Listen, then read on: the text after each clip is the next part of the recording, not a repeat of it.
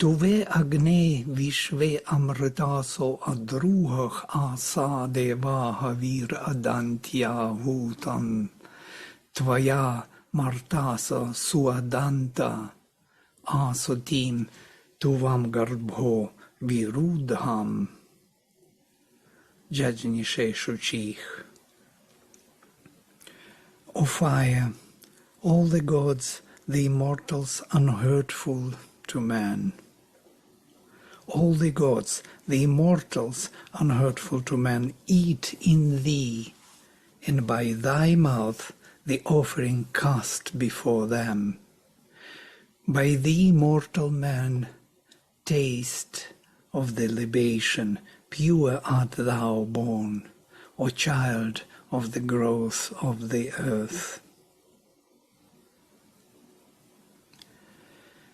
Tuve, in you, O Agni, Vishve Amritasach, all the immortals, Adruhach, who do not hurt, or who do not betray, also possible, druhyati.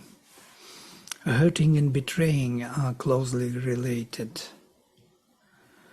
Asa, by the mouth literally, Havir, Deva, Havir, the gods, the offering, Adanti, eat, Ahutam, offered to them, cast before them. Tvaya martasach suadanta asutim. By you the mortals also eat, taste, asutim, the libation, that which was pressed for them, soma. It's by you they taste the soma. Tuvam garbho virudham Agni Shuchich. Pure art thou born, a child of the growth of the earth. Pure Shuchich virudham, of the growings of the greenery. Garbhach, the child, or the embryo, or the quintessential central core, the quintessence of the greenery. You are born pure.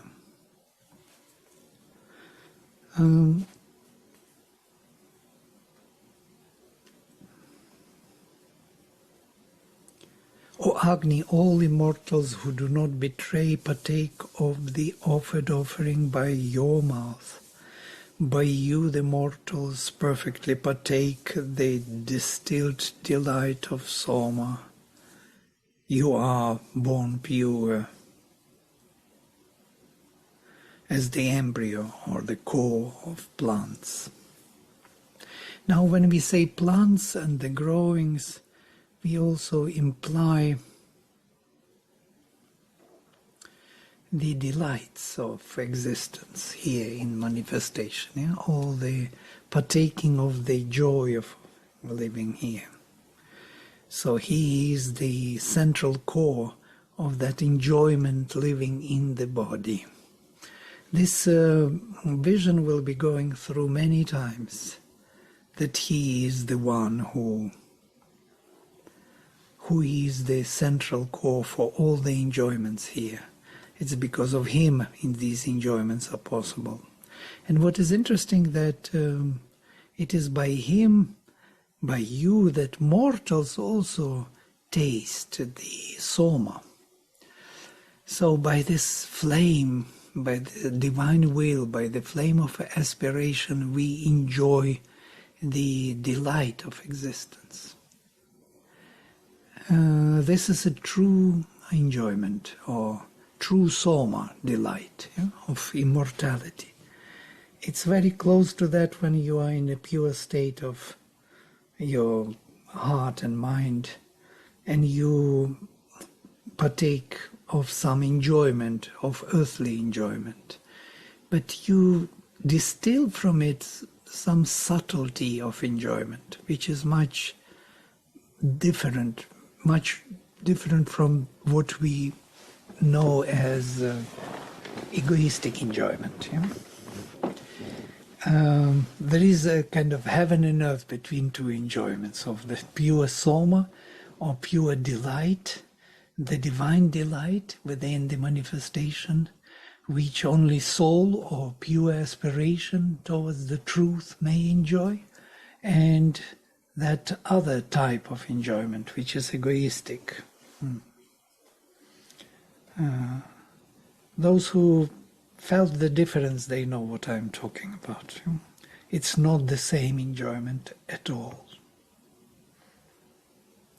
And that's why many of those who are on the spiritual path turn away from the earthly enjoyments as such. Because, I mean, earthly as egoistic earthly enjoyments. They are turned towards the spiritualistic earthly enjoyments. This idea of spiritualistic earthly enjoyments was lost with Advaitic approach. Advaita casts away the whole set of enjoyments together with egoistic, also spiritualistic. So there was no possibility to enjoy life in the spiritual way. And this idea is very difficult to bring to traditionally educated spiritual people in India. They don't get it. And that's why they cannot accept Sri Aurobindo. Yeah, they don't understand that you can enjoy life in a totally different way. And that enjoyment is really immortality. It is so pure and so sweet, like Soma. And Soma can be enjoyed only by the soul or by the inner aspiration, inner fire, inner flame. That's why we most probably also, I'm speaking about myself now, overeat because we try to get some enjoyment out of food and it doesn't come anyhow. How much you eat, it doesn't really help. Because the egoistic enjoyment of food is very different from that flame. I mean, food as everything in our manifestation, not only eating, but also entertainment and so on and so forth. Living, breathing, exercising, playing. It all can be full of the delight, of the divine delight, if we find the way. So the mortals also taste the sweetness, svadanta, asutim, that distilled and offered delight of existence to by you only they taste it. So by fire, by the true flame of aspiration, not by egoistic desire or hunger and thirst, as we spoke in Aitareya.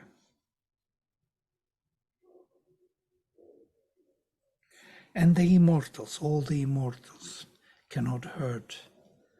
They are all in you, and by your mouth they partake, adanti, havich, that which is offered to them, ahutam.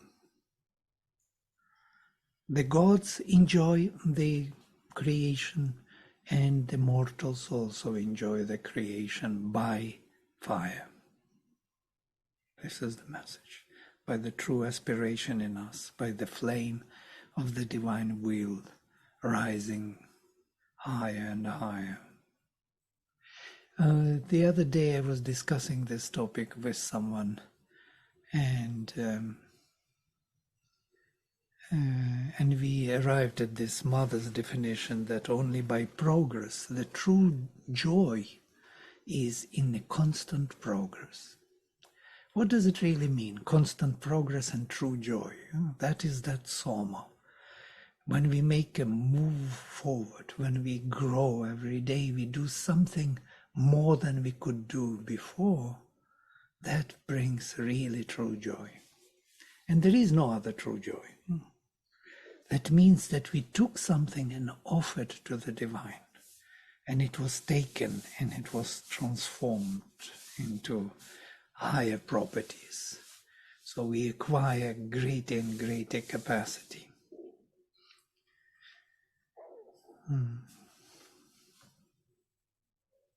All right, I'm going to the next. Tovam tan samcha pratichasi majmana Agni sujata prachadeva richyase prikshoyat atra mahina vite bhuvat anu dyava prithvi rodasi ubhe. O fire that has come to perfect birth, thou art with the gods, and thou frontest them in thy might, and thou exceedest them too, O God. When here the satisfying fullness of thee becomes all-pervading, in its greatness along both the continents, earth and heaven. So with the pervasiveness of Agni into higher hemispheres, into the lower hemisphere, covering heaven and earth, taking them both into its own domain, he fronteth all the gods. And he is with all the gods and fronteth them, prati, yes? And his might, majmana, by his might, he exceedeth them. He exceeds them in his might. Sujata prachadeva richyase prarichyase.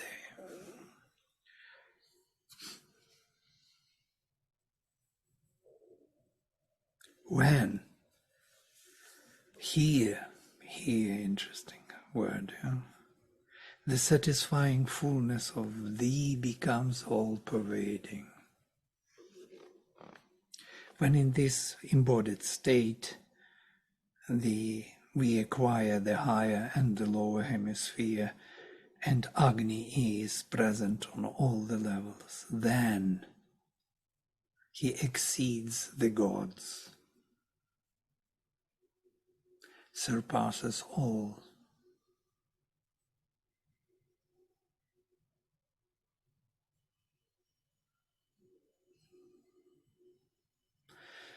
You are with them and you exceed them, O Agni, by your power.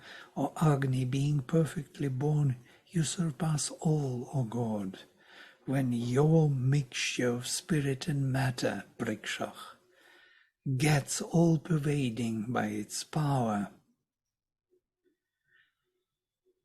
involving both heaven and earth, the two luminous firmaments. It is some kind of supramental realization, because when heaven and earth become one, these two luminous heavens are becoming part of him, his movement. And that prikshach, interesting word, it's actually a mixture from root prich, to mix. And from here we have another word, prishni, the Divine Mother, which is connecting the higher and lower hemisphere, the overmental mother. Yes, there are three mothers: Aditi, Diti. There's a kind of transcendental and mother of this separated consciousness, and someone in between, Prishni, many-colored. So when this mixture of what? Of spirit and matter, when your mixture gets all-pervading by its power, when this mixture is everywhere, not only here below that we get the spirit, but also there above they get the matter. This is something very interesting. And when the matter has access to the higher realms of the spirit, thus involving both heaven and earth, spirit and matter, the two luminous firmaments,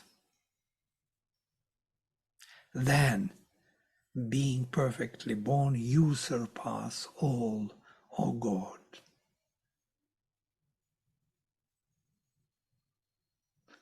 Yeah, you see the meaning. Huh?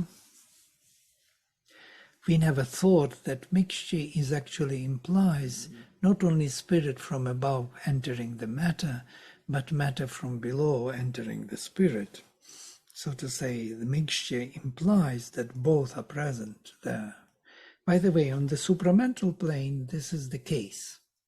The supramental plane holds that heaven and earth is Rhodosi, as two luminous ones. Heaven and earth equal and one, as Sri Aurobindo says. Equal and one, spirit and matter. On the supramental plane, they have this capacity and possibility. They are one there. There is no difference between them. They are just different grades and manifestations of the spirit. Two firmaments, two foundations.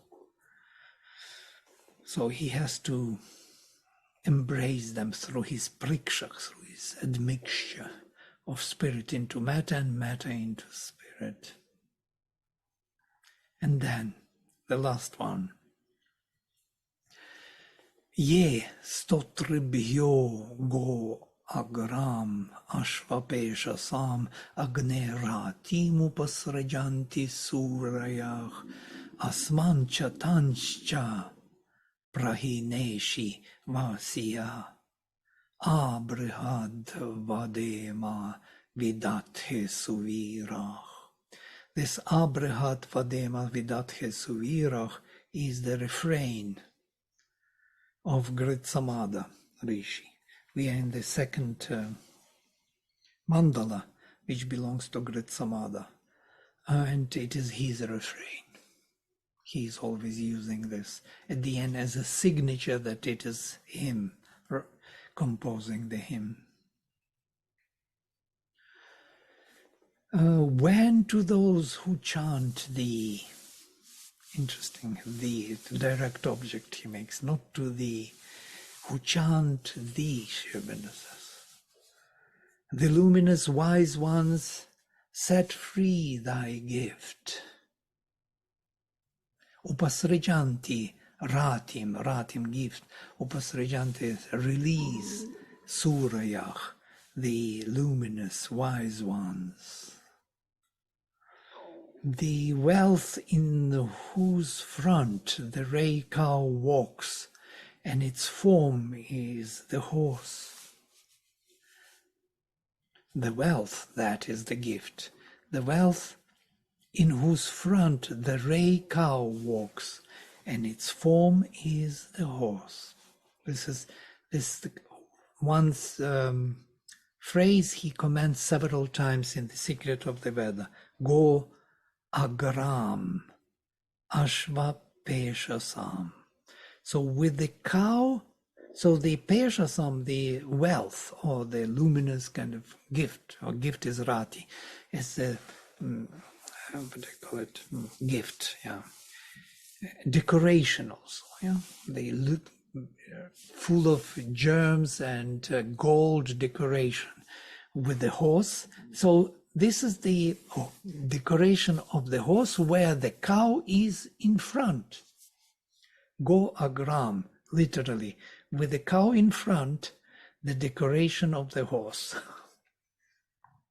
So he translates it as the wealth in whose front the ray cow walks, and its form is the horse. So we know that the horse is the power. So the form of this wealth is the power, but it is fronting or fronted with the knowledge, because go is the ray of knowledge. So knowledge goes in front of power. And on this conclusion, on this actually line, he makes a conclusion that the Veda is has this approach. Knowledge has to precede power. Knowledge has to be first before power is capable of following it. So we do not start with power, we start with knowledge in the Veda, which is not the case in Tantra. He mentions this. Tantra starts with power and ends with knowledge. They start with exercises, with particular procedures which they created and the gurus created for particular path. And by those procedures and exercises, they arrive at experience. But in the Veda, it's not like this. Experience has to precede the manifestation of power. We have to know what we do before we do it. Not we do and by doing we learn about it. No, not that way. And this is the gift, what luminous beings bestow upon man.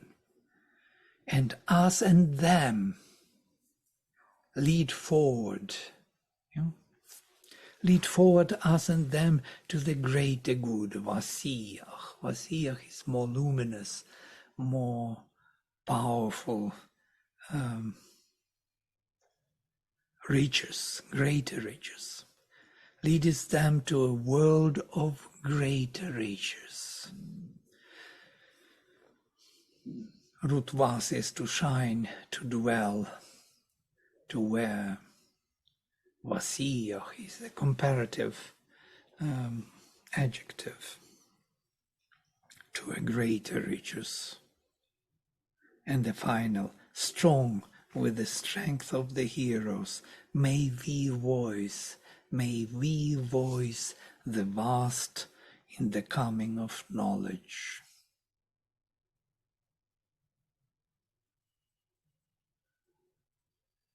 This is the signature of Grit Samada.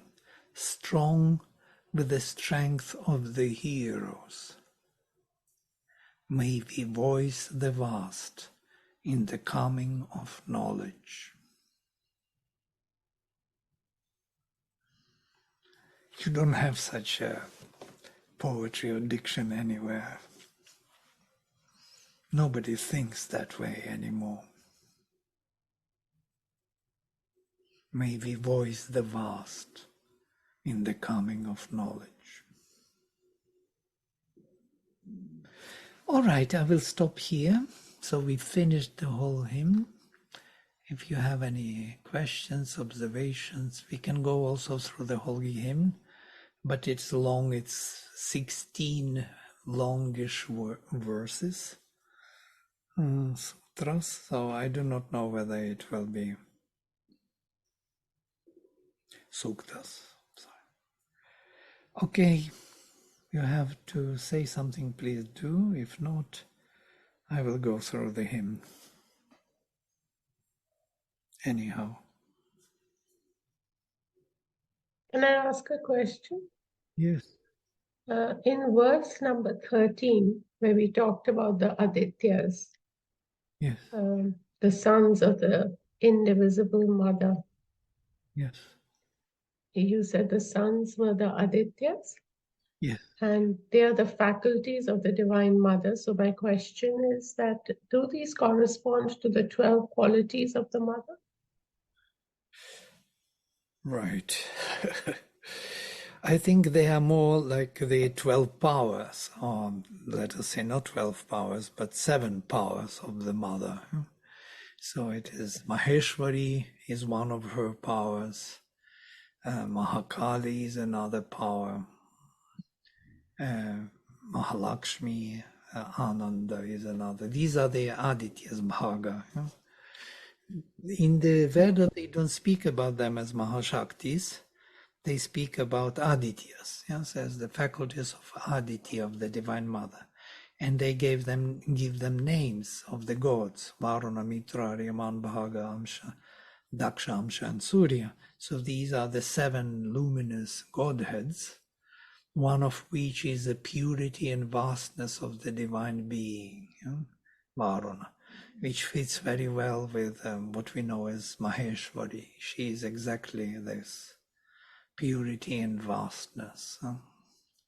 Then we come to Mitra. This will be luminosity and harmony and of the divine consciousness. Yeah. So we will come to the Mahakali. But Mahakali has two aspects, yes, as this luminosity and power. So it will be Mitra Aryaman, yes, Chittapas. And by the way, somewhere Mother even says that Mahakali represents the heart of the Supreme. Yeah? She is the very central quality of the Divine Mother. She does not tolerate any, she is not tolerant to any ignorance or darkness. So she demolishes it in the moment. So basically Mahakali is of Mitra and Aryaman. Aryaman is the tapas, the divine power. And then Ananda, Mahalakshmi. It's quite obvious, and Ananda is Bhaga, that very Godhead of the Son or the faculty of the Mother. So they are more. And finally, we have triple supermind, Daksha, Amsha, and Surya.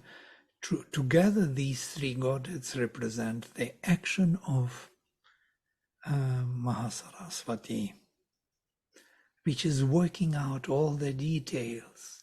And she has infinite patience. Why? Because she has the oneness behind her, Daksha, who holds all the varieties which she has to work out in the divine way. So because she holds everything in herself, she can work with the details without dropping them, without being impatient, and because she is not divided. She deals with the divided world, but she has the oneness within herself. Thank you. Yeah, it is important for us to understand how the symbols of four Mahashaktis are related to the Veda and Adityas.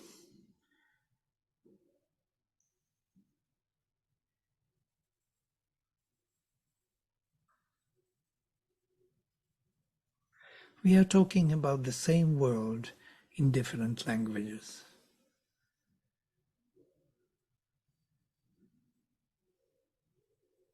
Yeah, that's it.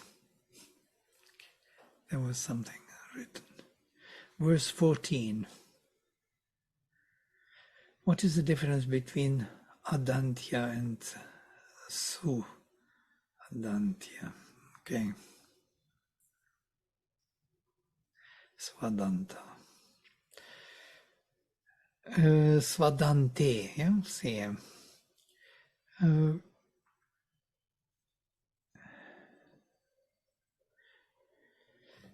Yes, you notice interesting thing. Maybe, and most probably, root ad is to eat. From here, aditi, yes, to partake, to enjoy. But suad, most probably, created the new meaning, which means sweetness, svado, we have, yes. Svadante means also to taste, means tasting the joy, yeah? Enjoying. Perfectly eating means perfectly partaking of means enjoying. Maybe. This is, otherwise there is root svad, to taste, and there is root ad, to eat. But I'm saying kind of deconstructing the roots and thinking, because there's obviously this su prefix there, and ad, continuation. So it could be that svad root was derived from ad with prefix su.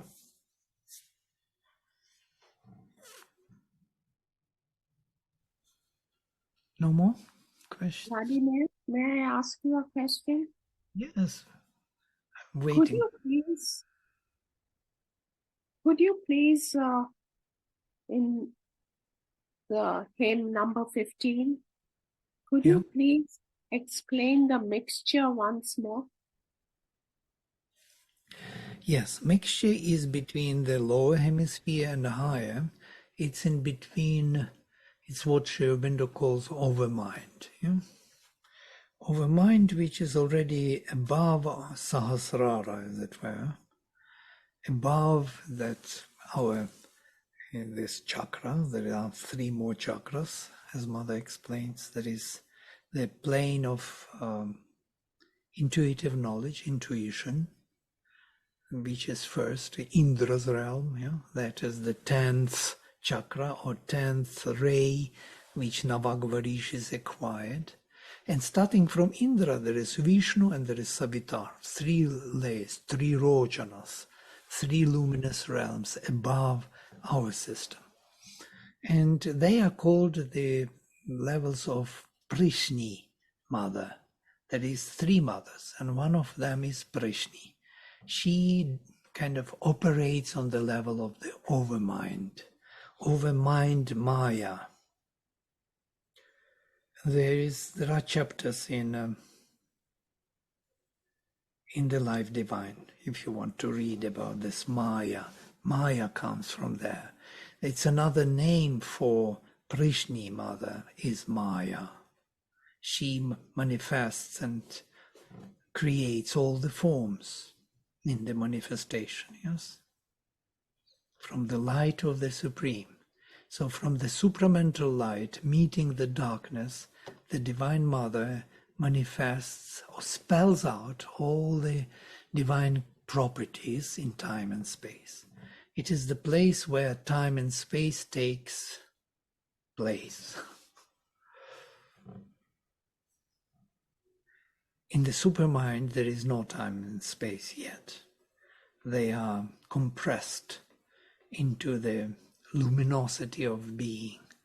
And in the overmind, they are spelled out because the darkness meets the light of the sun, meets the sun and creates the realm of the rays of the sun, the world Svar.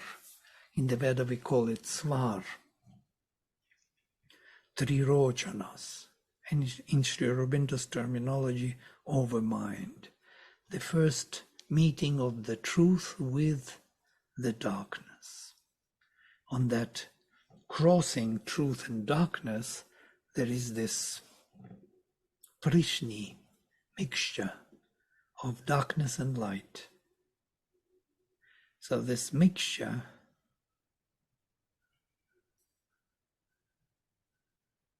is the way to connect spirit and matter and to spiritualize matter, to transform matter into the spiritual properties, to allow matter to reach out to the spirit and spirit to matter.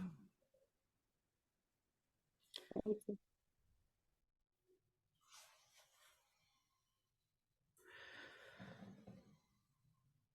By the way, these things are very well described, I mean the levels of consciousness in Sat Prem.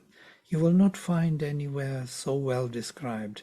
Sri Aurobindo gives explanations in the letters and in the Life Divine, but it is difficult to read for many people. They find those sentences too long. His explanations are too luminous for our brain to get. But if you read Sat Prem's introduction, The Adventure of Consciousness, there he goes from plane to plane. And there you will get all understanding, kind of down-to-earth understanding, which would help you to orient yourself with the Veda and with the integral yoga. All what Shraddhala was describing also was quite easy to understand how it works. Yeah, he gave only a few examples. In Sat Prem, it's more elaborate, so you could look into the adventure of consciousness and find all the meanings you want to find. And from that time, you could look into something more complex, Life Divine, and then you will understand better. Because we are always operating by this overmind, there would be no world without the overmind. We understand that, yes? of a mind is a formative word where forms are created. The light is still in clusters, in galaxy clusters, in nebulas. It's not yet spelled out totally in all the material details. But the whole material which is to be spelled out and manifested is already there, meeting time and space.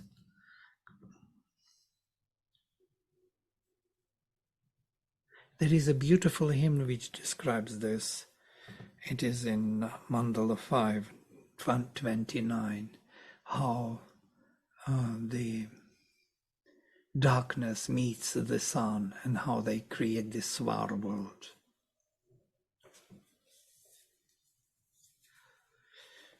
All right, okay. So this is our luminous hymn. Some more questions, no? Robin is totally silent. Usually he says something.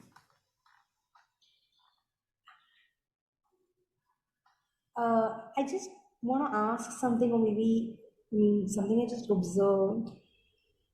That these hymns and in the Rig Vedas or in the Upanishads, there's an element of poetry, like nothing is very directly said, it's all very suggestive, so Yeah, I agree. Suggestive to our rational mind, yes. so I'm sure that was intentional, right, by the rishis. They had a bit different mind, which was less rational. Doesn't mean that they had irrational mind, they had just vast mind. And in the vast mind, this is not just poetry. It's the only way how this truth can be expressed. Yeah? Okay, so yeah, but it's so beautiful. Right, it has to be beautiful because it is truth expressed. What I'm trying to say, there's such a rhythm to it, and it's so beautiful. I mean, Absolutely. It's really marvelously beautiful. If you learn to read it, and deconstruct the reading, it is. do you teach Sanskrit, do you take class? I mean, will you be taking any classes on that? On the Rig Veda, to read Rig Veda? No, not really. Sanskrit classes I have, several groups, but to come to the Rig Veda, you have to, truly speaking, you need Sanskrit. Yeah? You need Yeah, class. so sorry, what I meant is not Rig Veda. Like, do you teach Sanskrit? Yes, absolutely. That would be Oh, lovely. so when do you teach that? I mean, if can I join? We have to start from the beginning, sorry, because I do not know what you don't know, yes? So, I don't know anything. okay, then from the beginning is the best. If somebody wants Sanskrit, please, we can organize the group and Okay. plunge into it, and it will be really the best you can invest in your life. If you have at least some linguistic, interest. Some people can't manage languages, so they say no way. But others are more linguistic. Yeah. So How many people they need to be in a group? say it again. How many people in a group would it be required? Well, I don't. Yeah, it can be 1, 2, 3. It doesn't matter. Whoever wants to come, but we have to study. That means you will have to spend some time. Yeah. It cannot be like nothing. Yeah. Yes. I'll join that, Vladimir. Who wants to do it? Okay, we have 2 people. Okay, done. I will join too. Again. All right, 3. Nice. So in 1 year, you will be able to read the classical text. And in 2 years, we will read Upanishads, definitely. And in 3 years, you will see the Veda, how different it is. It's a very different language, very archaic Sanskrit, where the norms of classical Sanskrit are very vague. Yeah, they are not applicable totally, and it's a free language, so beautiful. But you would recognize the forms.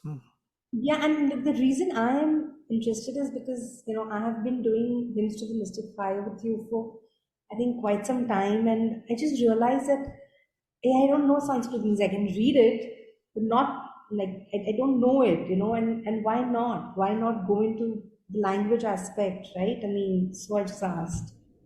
Absolutely. Language is knowledge here. This is the only kind of tradition where language is knowledge. Yeah? The Hmm. word is the meaning of what it wants to say. And the closest is the Rig Veda, of course. There are great scriptures like Upanishads, very intuitive and so on, but they are more kind of satisfying our mental kind of curiosity. Here, it's they don't care about the mind. They just say what it is, and then the mind is always, bedazzled. Okay. So yeah, we are ready whenever you want to set it up. Right, I will set it up and send you the invitation. So, great. Vladimir, I have a quick question, please. This is from verse 7, Yeah. where you talked about the luminous substance in matter. Could you say something more about this luminous substance? I Vasu. mean, what is it? What is it, and how is matter having a luminous substance? Is it? I mean, I can understand Agni and all, but a little bit more explanation, please. Yeah. Yeah, there is Vasu is also the luminous dweller within the substance, which is enlightening or bring the light into the substance. Vasu is treasure, in Sanskrit, from root vas to shine. From here we have Vasudeva, for example, the father of Krishna. It's also the god of Vasu, of that. And you will notice that all the Vasus, 8 of them, and especially Agni is the major name for Vasu, is that divine treasure present in the manifestation. It is not beyond. It is here within the darkness, the immortal among mortals. That is Vasu. So that is luminous presence within the darker substance, which is making it treasure, which converts it, transforms it into the spiritual property. That is Agni. He is a constant transforming power, and he is Vasu, and he brings Vasu. So it's all So matter is transformed into spirit through Vasu. Yeah, through the spiritual presence of Agni or other devatas through Agni, they are coining those treasures, yes, those gold, diamonds, rubies, and so on. Those actually even interesting because any normal, even physical wealth has these, in the occult sense, has these properties, spiritual properties. You know why they are so precious? Because they have powers in the vital world. They can protect gold, amulets. It all comes from the magic structure of consciousness. We all wear amulets. I wear mother's symbol. I believe it protects me, it holds me to the truth, and so on. And you can see the crown, for example, people put, what is the crown? Golden with rubies, with diamonds. Why? On the head, this thing. It is in the vital world, it is seen, the gold especially, why gold is so important and the measure of money, because in the vital world, it is seen as the occult power. So if I put the crown, and in the creatures from the vital world will see me as a very powerful being. They would not attack me directly. They would think twice. It's a protection. All these, what we put, also ordens, all the medals, all these golden stuff around. This is actually for the sake of having power in the vital world from the beginning. And then it turned to be decoration. Now we think about it as only as a designated decoration. Yeah? I know in Tibetan medicine, they prescribe lapis lazuli to be ingested in the body because it heals. It has a healing power. And there must be a correlation with it inside matter. So, okay, I get it. Thank you. Yeah, in Ayurveda also, if you go into deeper Ayurveda, you will see that all these precious stones are part of the medicine. And it's amazing that you have to gobble some kind of dust from some ruby or diamond, and it can cut you inside. But no, they believe that it has those properties, yeah, which can protect, cure, and so on. Thank you. Yeah.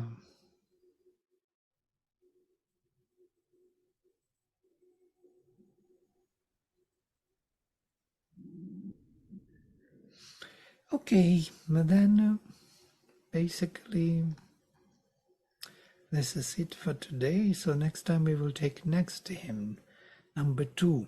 It will be also a huge hymn. I will have to prepare it and see. This is the most powerful hymn to Agni because this is the only hymn where all the godheads are identified with him. But all, I mean, all who we could mention in the Veda.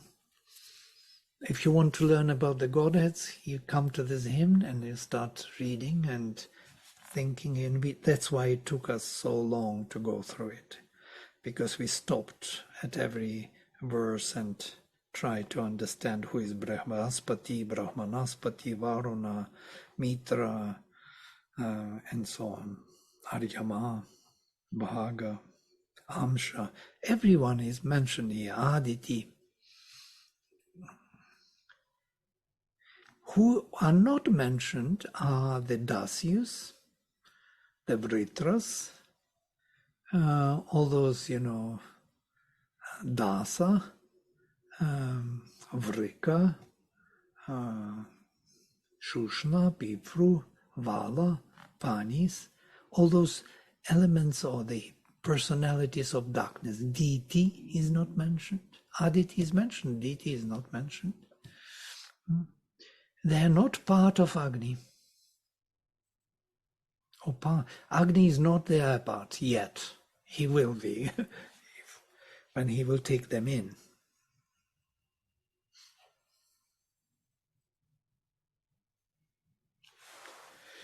All right. Okay, I will stop here and will close with mantra. Om Sarve Bhavantu Sukhinaha Sarve Santo Niramaya Sarve Bhadrani Pashyantu Ma Kaschit Dukkha Bhag Bhavet. Om Shanti Shanti Shanti. Shri Guru Bhyo Namaha. Hari Om. Hari Om. Namaste.